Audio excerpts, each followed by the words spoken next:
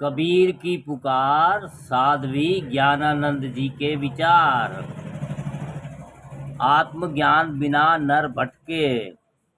अगर शरीर संसार के प्रति आपका कर्तव्य है तो अपनी आत्मा के प्रति भी कर्तव्य है।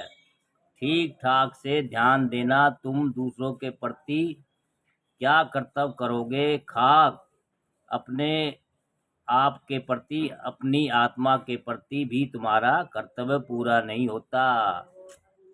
तुम्हारे अंदर दो बातें हैं, शरीर और आत्मा।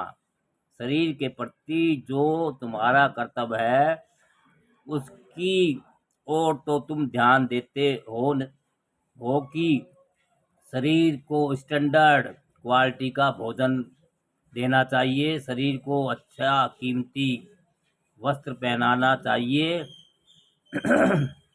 शरीर को रहने के लिए अच्छा आलीशान मकान बनाना चाहिए, शरीर को सर्दी से बचाने के लिए बहुत से सरंजाम जुटाते हो, शरीर के सुख के लिए पत्नी बच्चे आदि परिवार बसाते हो और न जाने क्या क्या करते रहते हो।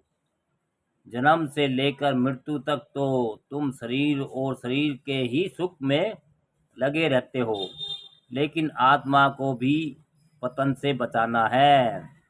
आत्मा को पशुता में भटकने से बचाना है।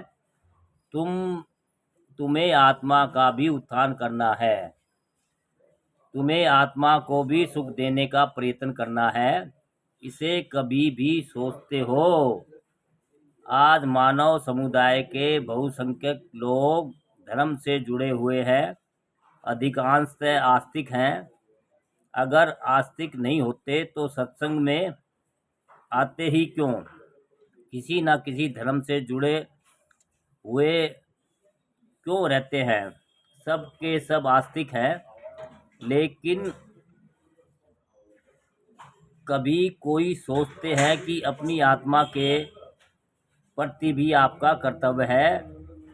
अरे जिस शरीर को छोड़ देना है उसके लिए तो इतनी एड़ी चोटी का जोर, और जो आत्मा आपके मैं है उसके, आपके आत्मा मैं मतलब आपके भीतर है, उसके प्रति कोई रहम नहीं।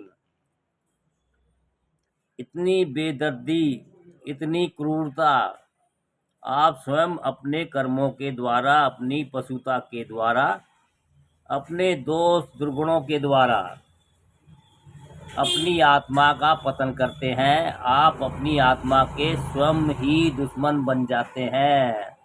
कभी इस पर आप सोचते हैं? कबीर की पुकार, साध्वी ज्ञानानंद जी के विचार।